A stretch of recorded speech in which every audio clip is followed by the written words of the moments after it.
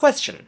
Was there ever a time that you remember typing XD or :P or _carrot, or any of these similar emoticons? Or do you remember typing out words with more characters than needed so they would look like this? LOL. Yup. Damn. No. Or how about in written text, capitalizing certain words in maybe a weird way? Or maybe even adding embellishments? If you said yes to any of those questions, congratulations, welcome to the club. If you said no to all of them,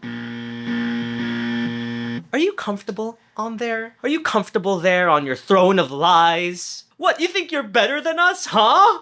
Get out of my house! No, sorry, I'm just joking. You can stay, but I will be silently judging you. See, I am unfortunately a millennial. And given the time frame, a lot of millennials, like myself, were among the first people on social internet, which was dominated primarily by chat, messenger programs, and then later on, Facebook, Instagram, and social media as we know it now. And the millennials brought with them a certain typing style and sensibilities that could best be described as non sequitur, quirky, absurd humor that was brash, larger than life, over the top. Oh, I wish there was just like a word used to describe that, you know? And the crazy thing was how global of a phenomenon this was. No matter what country or even what continent you were from, as long as you had an internet connection, you simply were not safe from the random. Whoa! I'm sorry you had to see that. So together, let's unpack some specific linguistic quirks that felt unique to millennial online users. And, Zoomers, you can join in and have a laugh at us too, it's fine. Up top, so much of the research and insights from this video are derived directly from the book Because Internet, Understanding the New Rules of Language by Gretchen Mcculloch, a linguist who spent years studying the internet. It's an excellent book, and I'm going to be linking her website in the description.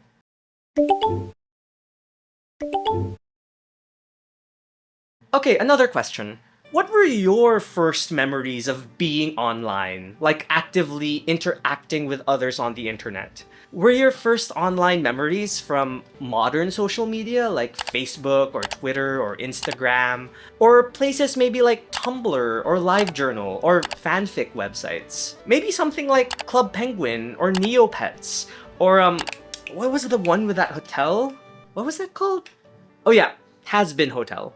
Well, Gretchen Mcculloch in her book posits that based on whatever websites you were first exposed to, when you were exposed to those websites, and how you learned about internet slang and conventions, you likely fell into one of three waves of internet usage over time.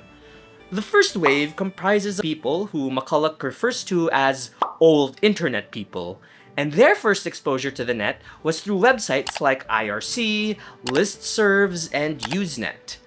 Now, this was way back as early as the 1970s, over a decade before the World Wide Web was available to the public, all the way up to the early 1990s.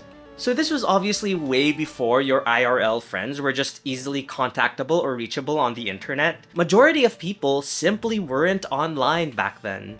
And so a lot of these old internet people jacked into the internet. Yes, that was the real thing, a real slang that people were saying. So a lot of these people jacked into the internet partially to find friendships or a sense of community outside their real-life world or defying the constraints of their geographic area. A lot of them chose screen names or handles that, whether intentionally or not, obfuscated or hid their real-life identity. They potentially saw the internet as an escape from real life, bonding with fellow like-minded folks on niche special interests, hobbies, and technological innovations. In fact, just to be able to jack into the 80s or early 90s internet, you needed to have a level of technical IT proficiency because it just wasn't as simple as double-clicking the Internet Explorer icon. And with this, a thriving subculture of hackers emerged.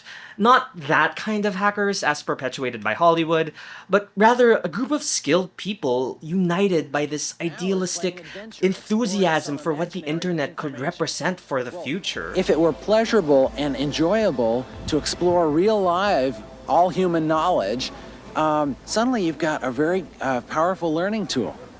As expected, a lot of the conversations and chat logs among these hackers are lost to time, but to serve as a compendium or documentation for their unique slang and culture, the jargon file was made in 1975, and would be updated and expanded on occasionally, right up until its final version in 2003. It was even put into print as the Hacker's Dictionary in 1983 and the New Hacker's Dictionary in 1991. Even today, you can actually still see the jargon file online. This codified a lot of the language that would be used all over the internet right up to this day. While some of it was outdated, specific to the programming languages and systems that were commonplace at the time, it also has language conventions that we use now and take for granted. Like, all caps to indicate shouting, the use of emoticons, and even has a section dedicated to leet speak, which was used by programmers with more illicit intentions, with conventions like replacing letters with numbers, and replacing the ends of words from S to Z, which at one point was genuinely cool and not like a 90s marketer's attempt to appeal to the youths.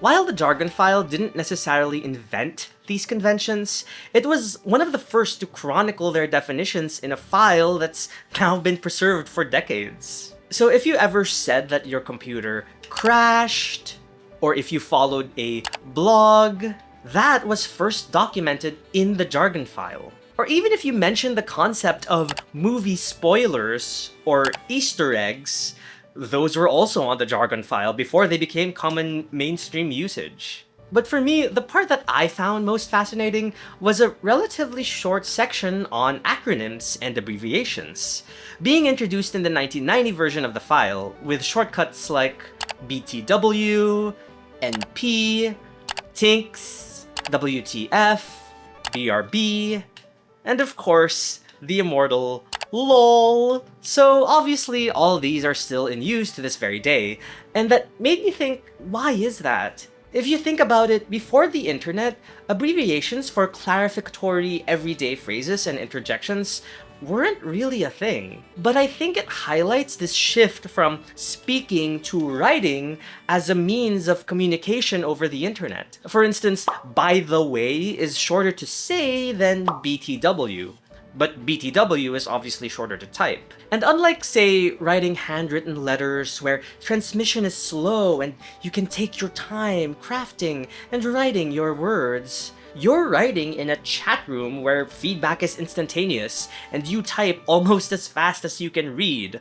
All that necessitated the common usage of these abbreviations. Now, as the internet was catching on in the mainstream, proper people, writers and journalists, would have to start talking about the World Wide Web. But how would you go about that? Wired, a publication about the digital world and tech news, were put in that position and devised an internal style guide used by their contributors when reporting on internet stuff. This was then put into print and published as Wired Style, Principles of English Usage in the Digital Age in 1996. The book has a lot of what we already talked about, the jargon, the abbreviations, the definitions, all that good stuff. Interestingly, because it was for journalists, it discusses how the internet words should be written in the 90s. Like, to indicate laughter, instead of saying LOOOOL. And Wired was like, nah fam, cap. They probably didn't say that. No, according to Wire, you can just write lol or lol. Or instead of e-mail, it's just email. Or even capital I internet. No, that's just internet. And for reference, it wasn't until 2 decades later that the Associated Press style guide, used by legit news sources, recommended lowercase I for internet. Wired was way ahead of the time in that one. I also like that Wired was astute enough to recognize that, for as state-of-the-art as they were, some of the conventions wouldn't last forever, given how ephemeral internet culture was. Wired style is anarchic, fluid, and rule-averse, so beware. The digital dictions in this book may someday ache for updates and clarifications. Consider this version 1.0. And for ahead of the curve as they were, there were some really outdated abbreviations on there, like THAAAAT. But I think the most prescient sentiment discussed in the book was this. At Wired, we celebrate voice, not the clear but oh so conventional voice of standard written English. It's the voice of quirky individualist writers that best captures the quirky individualist spirit of the net. The voice of people who write the way they talk. Now, I only ever found snippets from the Wired style guide online and I couldn't find the complete book. But if you want to watch some old guy have a meltdown over these newfangled made-up internet words like functionality and mission critical and monetize. No editor can justify looking on benignly while the English language is butchered in the name of some tin pot revolution. These will never catch on. These kids nowadays and their e-mails. Get off my lawn!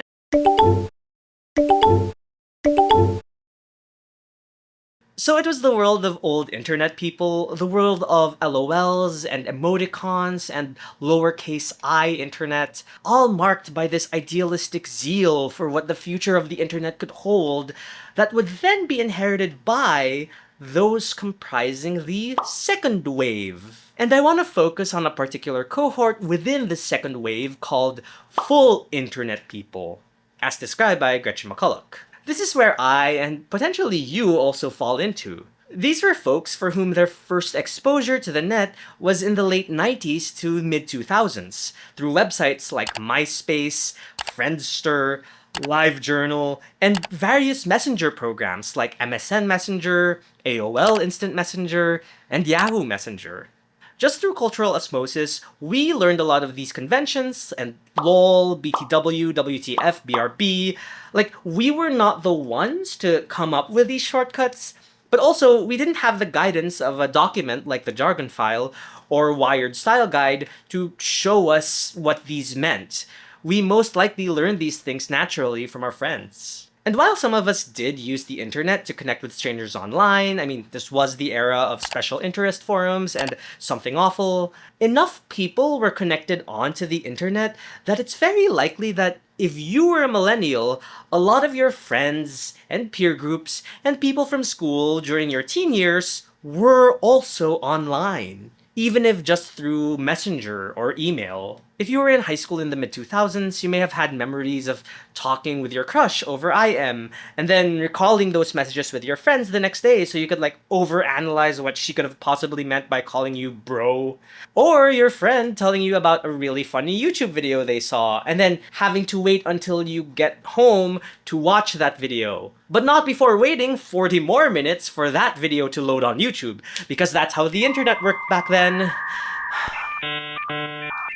The internet was really starting to become a real extension of a lot of young people's lives. We were spending half as much time on the internet as we were in the meat space. Or as full internet people would call it, IRL. And just like what the Wired style guide portended, the quirky individualist spirit of the net that wrote the way we spoke came through. And so, us millennials needed to find ways to bring nonverbal indicators like tone of voice, or strong emotion, or emphasis onto the written world of messenger programs, old social media, and forums. It's basically us trying to drag the medium of speech kicking and screaming onto the internet. And so, among these creative linguistic quirks, all caps, some of the time. So, all caps, typing your words in capital letters, was used for emphasis before the internet. And even in the old internet, all caps was already clocked as shouting, as documented in the jargon file. Well, actually, this section of the file indicates the different ways that emphasis could be conveyed via text. Other ways to stress specific words as documented on here include using asterisks, which is still used in Reddit and forums, or typing like this, which I remember being a thing on Tumblr. But really, when you think about the last time that you needed to emphasize a certain word or words via text, online, private, or public, you very likely used all caps. Dude, the party was crazy. OMG, I love it. I did not hit her. It's not true. It's bullshit. I did not hit her. I did not. Oh, hi, Mark. This all caps serve not only to emphasize words, it can also add an emotional intensity to those words and give it more heft. Speaking of intensity, a study by Sally Tagliamonte identified certain words as intensifiers. Those are words like so, very, really, pretty, like adverbs used to, well, intensify adjectives, and found that those intensifiers occurred way more frequently in SMS and internet communication than in formal writing. You're probably way more likely to say something is very dumb, or so intriguing, or really gross to your friend over on Discord than you are in your formal dissertation. And Tagliamonte also found that the frequency of usage of those intensifiers, your so's, your very's, was similar to how frequently we were using these words in human speech. Again, it's people mimicking human speech in their writing. It's literally insane. Literally! You know, with all this talk of intensifiers, I think a lot about the evolution of the word literally, how it went from literally meaning, literally, like actually happening here in the physical realm, to being misused and bastardized so much that it became just another generic intensifier, like so, or really, or very. It's like, girl, I'm literally screaming, or I literally inhale those corn dogs. Girl, that's literally me. In fact, its usage as just another generic intensifier became so widely accepted that we all just collectively gaslit the dictionary into accepting that definition. Gaslit, yeah, that's another word we've been overusing and misusing on the internet. But to me, it isn't a coincidence that the use of literally as just another generic intensifier coincided with the popularity and mainstreamness of the internet. When people just needed more intensifiers in their vocabulary to be used online to convey just how intense we were IRL. And if we do not stop this madness soon, I have a feeling that in a few years, unironically will be the next word to lose meaning and become just another generic intensifier. You're gonna start hearing people be like, I'm unironically dead. Or, hey, what about making words longer? Like this? Now, this one isn't simply to highlight certain words or even to add intensity, but it could be used to add subtext, add an emotional layer that may not have been there before. In fact, linguist Tyler Schnoblin calls this expressive lengthening. Cool. Depending on the context that these were used, expressive lengthening could suggest a playfulness. Hey, damn. Passive aggression. Yeah, sure. Or even just being, like, so fed up. Okay, Dylan. But there is one instance of expressive lengthening that has just always tickled me, lol. And I do mean lol! Let's talk a little bit about lol, or laugh out loud, in case anyone was confused. LOL was started supposedly by an early internet user in the 1980s, Wayne Pearson, to indicate extreme laughter, that he felt a simple ha ha ha in the chat wouldn't suffice. He needed to signify that the joke his online friend made was so funny that he needed to indicate that he actually laughed out loud in the meat space. But if you've spent even a few hours of your life on the internet, you already know that lol doesn't actually mean you're laughing out loud. Liars! Even as early as the 2000s, people already caught on to this erroneous use of the word lol. What? You do not actually laugh at your screens? Which makes sense. The act of laughing in itself kind of serves a social function. One is more compelled to laugh in public, at a comedian at a club, or on a date, to facilitate bonding or feel a sense of belonging. Compare that with being in a dark room alone staring at your screen, like what you're doing now.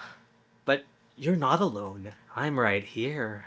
Look behind you. So lol was reduced to becoming a tone indicator, one that's meant to say, I am not hostile, this message is not meant to be conveyed with any ill intent, please still love me. At least that's how I use it.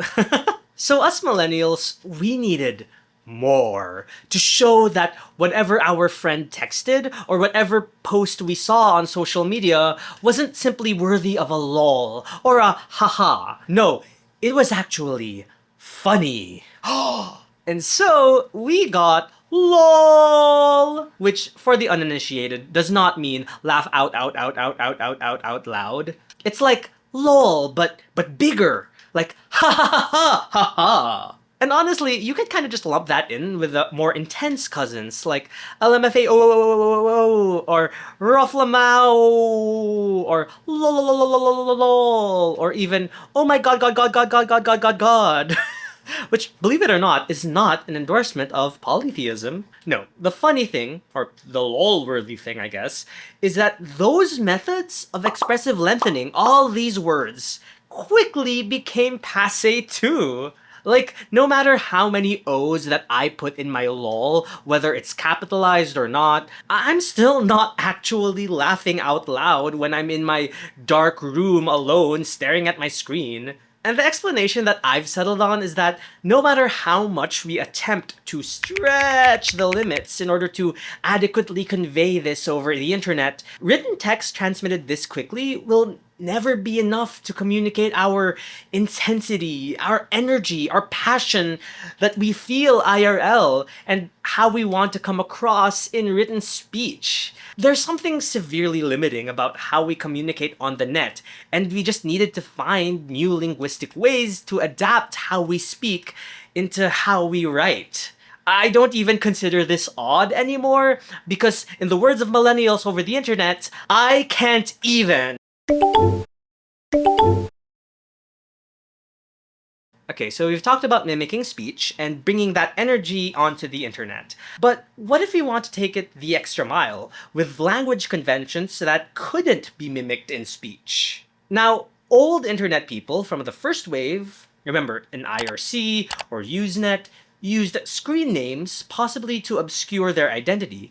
But full internet people, the millennials, from the second wave also used screen names, but in a kind of different way. Because you know that Tina from math class was Mary Matt Dallas on IM, or that your buddy Rob was Train Robber 95, or that your acquaintance Dylan was XX I'm a huge loser XX. Freaking Dylan. They weren't necessarily hiding their identity. To quote Gretchen Mcculloch in Because Internet, which again I cannot emphasize is a really good book, for the internet users who joined in order to hang out with people they already knew, screen names were a way of performing identity rather than obscuring it. Your friends knew it was you the whole time. And the idea of performing identity, like being a certain version of yourself that is more heightened, more expressive, more creative, that reminds me of a very specific time in internet culture. Specifically, that era of MySpace, Friendster, and even going further back, GeoCities. Back then, there was way more wiggle room to be able to express yourself on a social media page that represented you. People's pages or home landing pages could be programmed, adorned with colorful, sparkly GIFs, accompanied with music and pictures or even video. And the one that stood out at the time were the gaudiest, most brash graphics with sparkles and eyesore-inducing colors and movement. You know, this is all very cringe now, I'm sure, but put yourself in the shoes of a ninth grader discovering the internet for the first time, realizing that their vivid inner world that would have once been reserved for the insides of a scrapbook or a diary could now become their vivid outer world. That you can show your friends at school or total strangers just how silly and wacky you are in an education system or familial structure that otherwise rewarded conformity and obedience. So this was the kind of self-expression that ran rampant among full internet people. And of course, even without the technical know-how or even the capacity or capability to program these GIFs, you still needed to express yourself via text. I mean, you couldn't program GIFs onto your Messenger statuses or Twitter posts back in the early days. Meaning, a lot of unnecessary punctuation was used to stylize or decorate, just like a GeoCities page. For use in media, and specifically titles, TV Tropes calls this Lucky Charms titles, along with these delightfully nostalgic folder headers used to demonstrate how these would have looked like on early internet. This was what Gretchen Mcculloch deemed in her blog as sparkle unicorn punctuation. And a very common variant that I remember seeing was the combination of the tilde, a symbol never used in formal written English but is easily accessible on a keyboard, and also an asterisk, similarly an infrequently used mark in formal written English unless you're using footnotes. Both of these symbols would be combined to punctuate or bookend sentences. You know, like, if you can't handle me at my best, you don't deserve me at my worst. Or song lyrics. These wounds won't seem to heal. This pain is just too real. Or movie quotes. Everyone betray me. I've fed up with this war. Now, it's difficult to track the popularity of these specific quirks. As you could probably imagine, it's kind of hard to search specific punctuation marks on things like Messenger statuses through the years, or niche Tumblr blog titles, or even Google. But they for sure left an impact. When the New York Times reported about AOL Instant Messenger shutting down, they tweeted about the closure with, "It's the end of an era." And for these statuses, you may have noticed a peculiar method of capitalization. This is a specific variant of camel case, which is when a capital letter or letters is inserted into the middle of a word that's primarily in lowercase, like iPhone or YouTube. But these ones were crazy!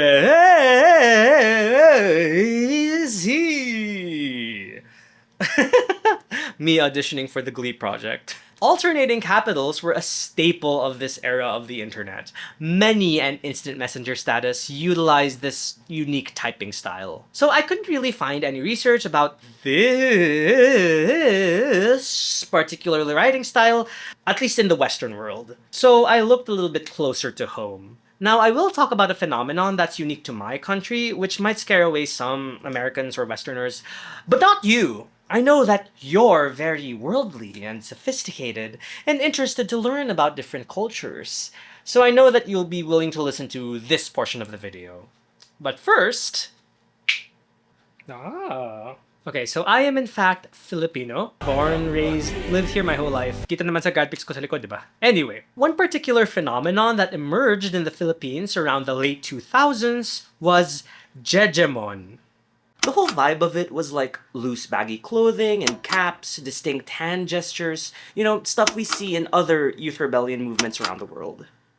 According to Joseph Cataan in his undergrad study of Jejemons, the name was supposedly derived from the popularity boom of internet cafes in the country around this time, and specifically how those establishments became massive hubs for online gaming. Jejemon got the name due to young Filipinos being exposed to Spanish-speaking youth in these online gaming spaces, who would frequently type "this" to indicate laughter. And the mon comes from the popularity of Pokemon. So immediately, we already see the influence of the internet. To compare this to Western phenomena, Jejemons were mocked and ridiculed for their style, their fashion, their choice of music throughout the late 2000s, not unlike the emo movement in North America.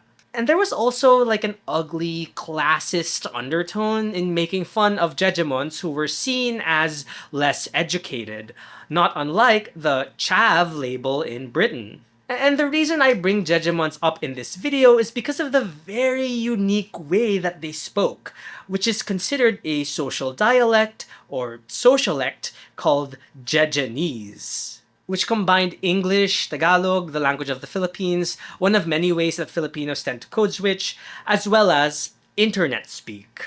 It started out as a way to shorten words because cell phones at the time had a character limit when sending an SMS text. Same with tweets. So shortening words like you to you, or hello to hello, or even elo made sense. But somehow, this way of texting and writing, as influenced by the internet, morphed into a pretty big way. Some key features of Jejenese include 1. The usage of leet speak, making letters into numbers, changing S into Z. 2. Intentional misspellings, like the insertions of additional unnecessary letters or characters. And 3. Alternating capitals, or, alternating capitals. And the language used in their texts or even their internet correspondence could get a little unwieldy. Like instead of saying, hello po, kamusta na kayo? Or hello, how are you now? They would morph their words through their own lens and identity to make it become, hello pos, kumusta na kayo? Or even, ugh, I'm not even gonna try with that one. Now, I reiterate, this evolution of the language started because of character limits and restrictions in SMS text messaging. But as you can tell, Jejemons ironically used up more characters. So why did they persist in making life harder for themselves? Remember, this was the era of cell phone keypads, where you had to press numbers multiple times to come up with just one letter. Well, again, according to the study by Cataan, some of the reasons why Jejemons engaged with this socialect is the feeling of belonging to an in-group, or the feeling of keeping away from prying eyes of outsiders or authority figures. Like in one case, some women Jejemons didn't want their messages with their boyfriends to be read or deciphered by their parents. And also just for creative expression. As quoted by Cataan in one particular case of a 20-year-old girl in his study, it shows how happy she is. The more complicated the Jeje text is, the more happy she is. That inclination toward the offbeat and creative, especially during periods of high emotion or teenage melodrama, is what I imagine motivated a lot of young people at the time to speak like this. Also, this is hard to communicate unless you were there at the time, but the Jejemons, they were really, really sincere. They would type these unnecessary characters without any sense of irony or even self-consciousness about how they would ultimately be perceived by others. And Jejemon was a major social force in the Philippines at the time. A group of academics called it the word of the year in 2010. The Department of Education warned against students writing in this style, implying that it would have an impact on literacy. They made a whole TV show about it, but over the course of the 2010s, that typing style of texting waned in popularity, freezing this particular style, this aesthetic, this way of typing to a very specific period in time in the late 2000s or early 2010s. Actually, that's what's so interesting to me about the Jejemon phenomenon, is that while it was directly influenced by the internet, a lot of its more unique language conventions seem to have developed organically and almost separately from other subcultures. I mean, these were teenagers typing like this. They spoke leet speak, but I don't think they interacted with old school hackers back then or even glimpsed at the jargon file. One thing that got me though was when researching for this video, and take note, this is just one person's observation, I can't fully verify this, I got into contact with someone who observed the same alternating capitals phenomenon among teenage girls on Facebook in the early 2010s. They also noted the same tendency to code switch, even when it was frowned upon, and they observed all of this in Bosnia. And I think for this phenomenon, this particular way of typing, to have seemingly emerged separately in the Philippines and in the Balkans, is indicative of the global impact that the internet has had over how we speak to each other. How youth all over the world just kind of knew that this is how we were going to type for a few years. And I just think that's really cool. Speaking of... Okay, let's get to the ultimate form of conveying emotion through internet text. You know those little smiley faces? Yeah, those are called emotion. It's a banger Carly Rae Jepsen album. Those ways of conveying emotion through internet text, they're called emoticons.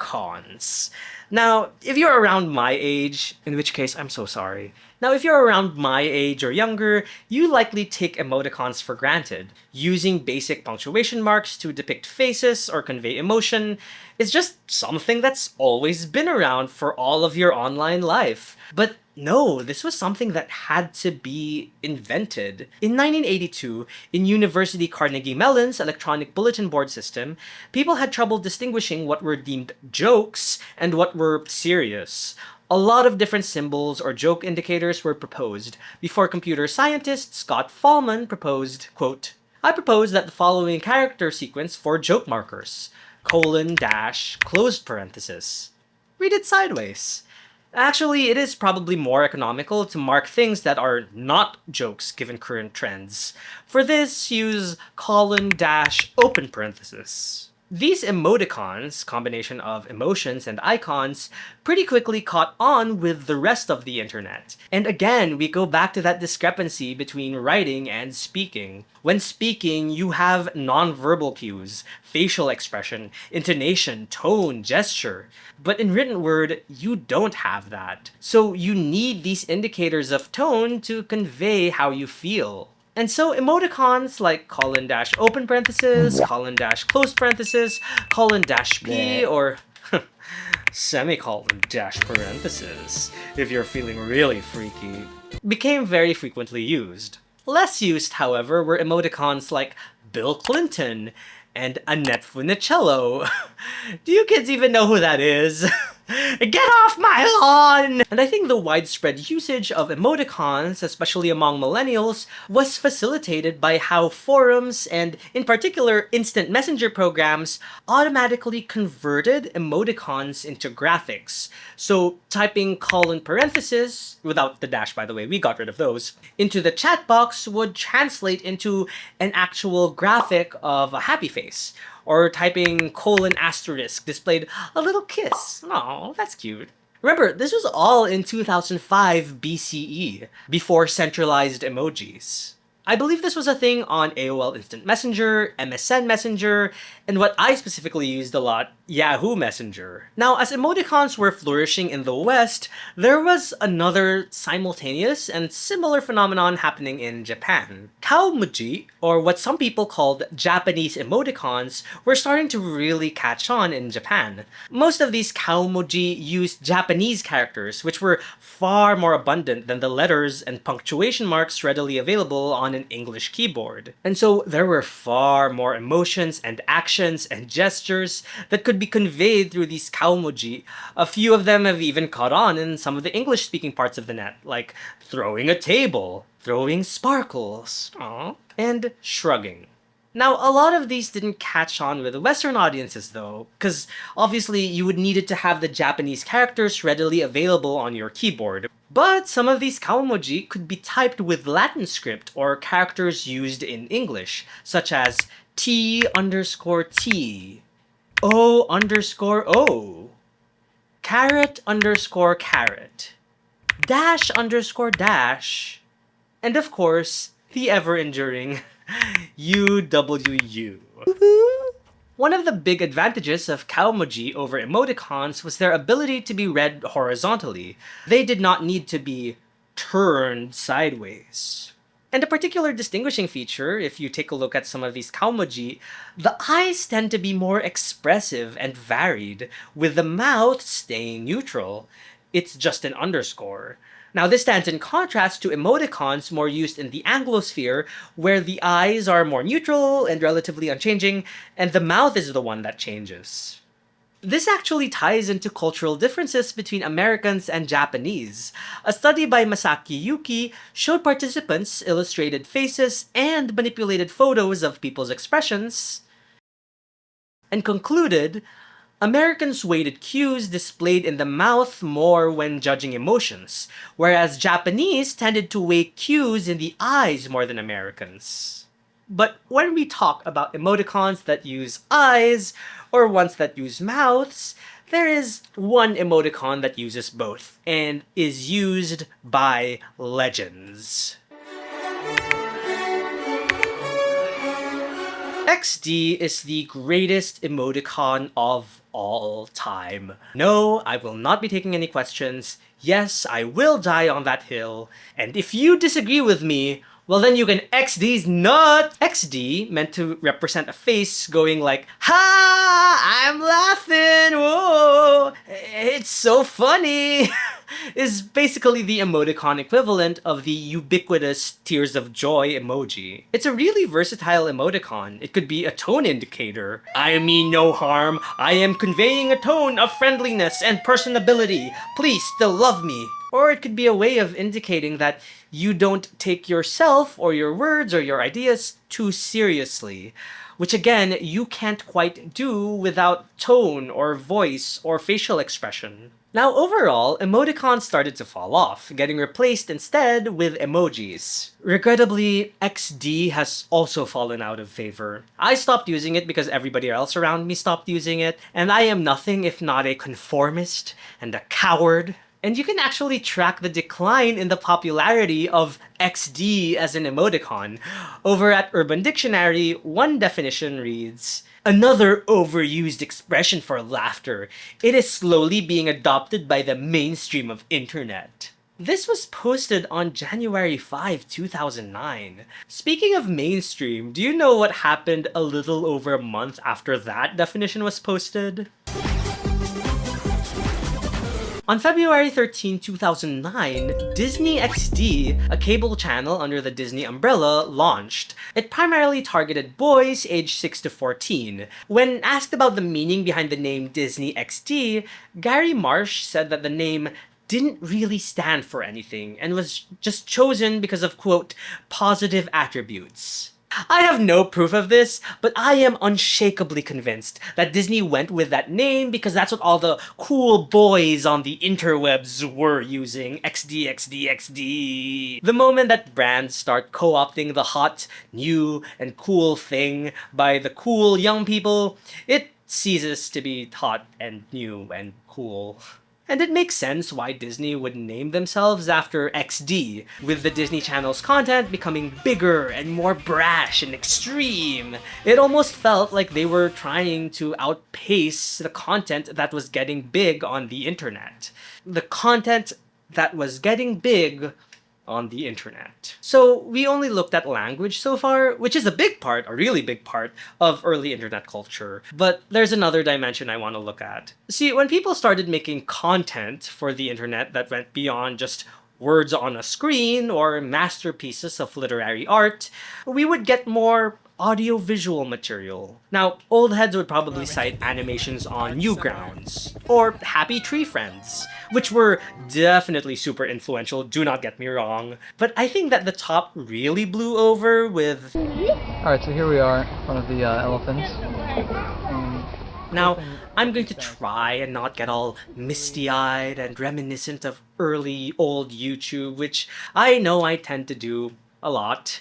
I built my whole channel around doing that. And talking about internet trends at any point in time is really tricky. It's so random. However, the one thing we can agree on is that the internet is So random. With mainstream network TV at the time, especially aimed towards kids and teens, you have to have some sort of structure. You're beholden to the requirements and needs of advertisers and executives and moral guardians, blah blah blah. But the early internet did not carry such restrictions. When I think of the earliest, and I mean the earliest videos that got big on YouTube, you know, like Charlie the Unicorn, Stop bouncing on me. Candy Mountain, Charlie! Yeah, Candy Mountain! Potter Puppet Pals, Snape, Severus, Shoes, my favorite, Oh, by the way, Betch. Fuck you! Fuck you! or even the first creators to have an honest-to-God following on YouTube, like Smosh, or Fred, Brushing my teeth tickles. or Ray William Johnson. Drunken woman who really wants to dance. All of them were imbued with an over-the-top silliness and absurdity that was so off the wall, so unique, so edgy, and made you feel special precisely because you couldn't get shit like that from Nickelodeon or the Disney Channel. I mean, Ray William Johnson's main series was called =3. Like a cat, because OMG, it's just so random! And the more absurd and seemingly impenetrable, the better to keep those pesky brands away from our online space. Actually, yeah, all of this was during a time when the presence of brands and corporate entities was not as felt on YouTube as they are today. Ahem. Also, the YouTube algorithm hadn't quite prioritized watch time to show more ads, which means that audiences didn't need to be like fully engaged with content for the longest amount of time. And as we all know now, the easiest way to get people engaged is to stoke negative feelings, the anger, the hatred, the self-righteousness. But it just wasn't like that before. Okay, I am definitely not saying that the entirety of early internet was so pure and innocent. There was still rampant homophobia and ironic bigotry, flame wars and fandom drama, trolling people for the lulz. You know, all things I would gladly leave behind if I could. But the overall vibe wasn't that of doom and gloom. We didn't constantly feel like the world was going to end, or like glancing at the direction of the news would give us a panic attack. Early internet was just so unironically sincere and wholesome. And you can also see how this fits into our humor and sensibilities of the broader internet. Epic Bacon! I must ask you a question. Oh, look at the little pupper doggo, I wanna boop its snoot, oh! It was all so earnest.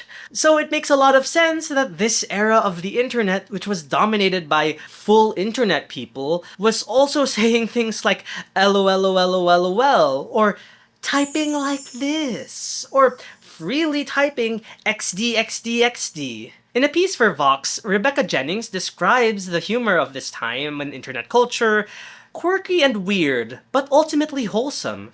That there is zero edge to lolspeak is part of what makes it cringe.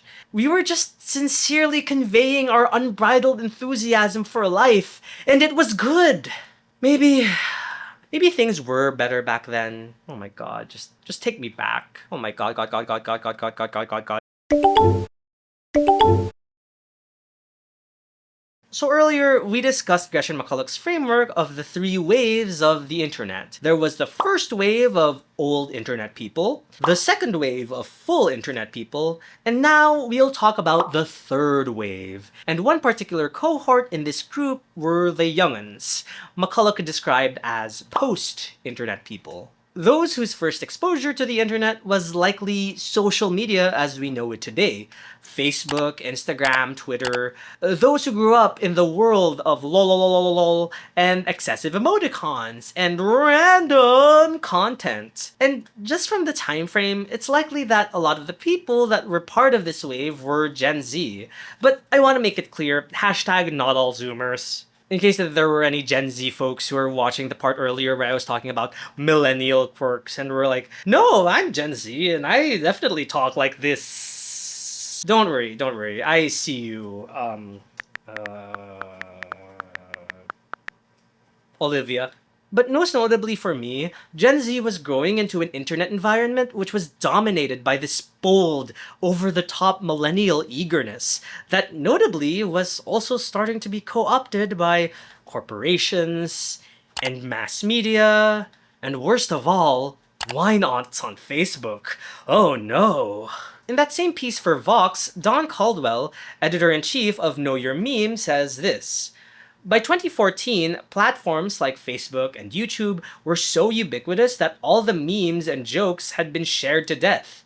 Anybody who was extremely online was jaded by the mainstreaming of online humor. And so these third wave, post-internet Zoomers needed to find ways to defy those conventions, to take millennial internet culture and twist it around, turn it on its head, subvert it, all through a little thing called irony. Now, I won't go too deep into the intermingling of the internet and Gen Z and the concept of irony and absurdism.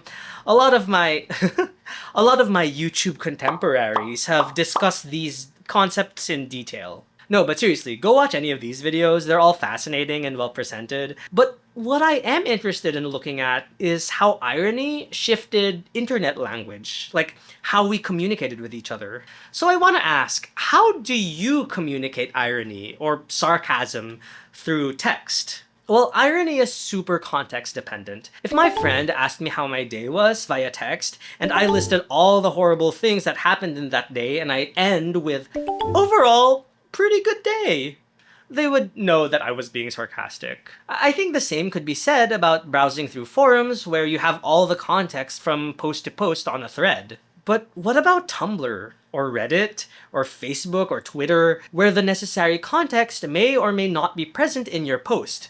When you fart out a thought into the cruel, unforgiving public spectacle that is social media, how do you communicate sarcasm then? I've seen /s used a lot on Reddit, but even then there's just kind of a backlash against it.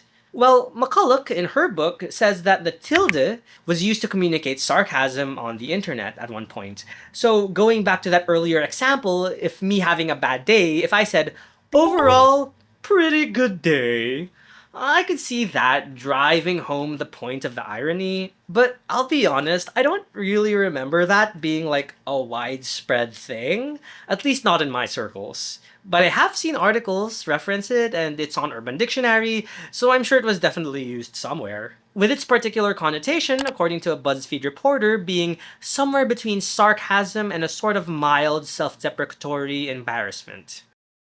But nowadays, there is one very accepted method of conveying irony through the internet, albeit in a less than flattering way. Roll clip. Lab.